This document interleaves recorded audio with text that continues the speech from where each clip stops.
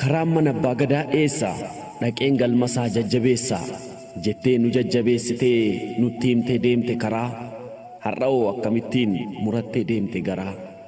Weelluu kee aartii kee isa dhibeef dawaa Oromticha Harar yaasa dirree dawaa mooticha muuziqaa Dr. Alii Birraa akkamittiin garaan citee taa'a sirraa. Yaa guddicha sabaa beeku alagaanuu geesseeree yeroon kee dabareen godaanuu waggaa meeqantamaaf saba aarsaa taateef akkamiin dandeessee irraa adda baate. Urjii aartii keessaa burqaa arfan qalloo dhiistee qajeelteeree Oromiyaa bal'oo nagaatti alii koo deemteeree jedhikaa akkamiin obsitee teessaree muuziqaa utuu bitaaf mirgaan alagaan gungumtuu bu'aan aartii har'aa kan keeti hundumtuu. Bara afaan Oromoon qixxee afaan kaanii miidiyaatti ba'uun itti ta'e qaanii jarri afaan keenya balleessuu fedhanii baratti raadiyoo cabsanuun jedhanii sagalee kiilolee walaloon dabaaltee muuziqaa dubbatte jara afaan sakaaltee.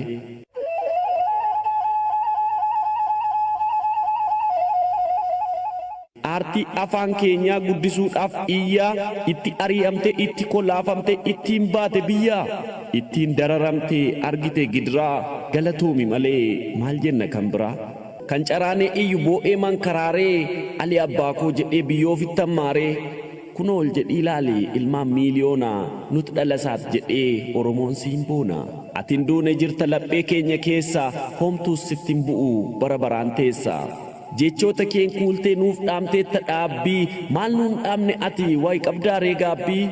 Rabbi moo namumaa kan seera jallisee haati keenya takka maaltu gargar nu baase jettee nuuf lallabde nuun geesseetta dhaamsaa gucatti qabsiifte bishaan maaltu dhaamsaa. Yoo tokkummaa jennaan yookaanis barnoota hundattuu nu kaaste nu gooteetta goota. Barnoota ammas barnoota kana ta'uu qaba kaayyoon Oromootaa. Jettee nu kakaaste nutti kaaste seexaa jecha keen gulufni akka farda leexaa.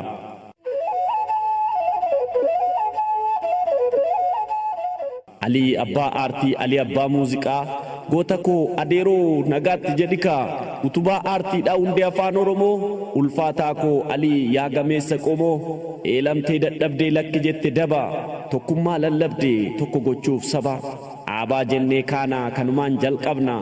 Afaanuma keenyaan katabnee dubbifna jettee afaan keenyaaf taate kabeenzilii ati goota keenya siimboonna Alii abbaa sookoo Alii abbaa carraa abbaa weellistoota abbaa daandii har'aa abbaa aartii keenyaa abbaa weelluu qaalii abbaa afaan keenyaa abbaa keenya Alii abbaa jecha cigoo abbaa jecha jabaa homaa sitti nafne waan aartii waan sabaa.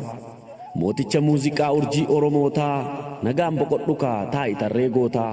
Yoomuu siin dhaadanna siin jennee heeroo yoomuu si jaallanna nagaatti adeeroo muuziqaatiin dhooftee tattaraarte bajjii warra asii dhiistee erga deemtee achi daadhii fi usmayyoo eebbisaaf hacaaluu ilmaan kee xixinnoo hin dhiisiin ilaaluu urjii baha biiftuu guca koosa guddaa akka sabni jiru ittimi waan hunda. Faana leencaa maleen dhaqne faanarree kanaaf ati qixxee gootaa deemta taaddee birruu tarree. Hin nyaanne imaanaa irbuuf qaamuuf jirta galmee seenaa gubbaas kabajamtee jirta fiddee nuun geesseettaa imaanaa kee yabbuu si'iin nama miti si eebbisa rabbuu. Yoo na duute si'ee ni bu'a Oromoon koo garuu atin duune hin duutus qomoo koo.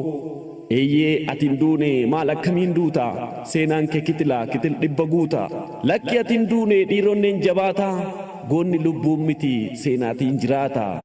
Seenaan immoo haqa seenaa rirminyaatu maal saa du'a gootaaf boo'anii watu kanaaf ansiin boo'u sin faarsa sin jaja kan biyyaaf jiraateef duutiyyuu kabajami abboo abbaa aartiif miixuu lubbuun kee jannata nuufaa qananiitu.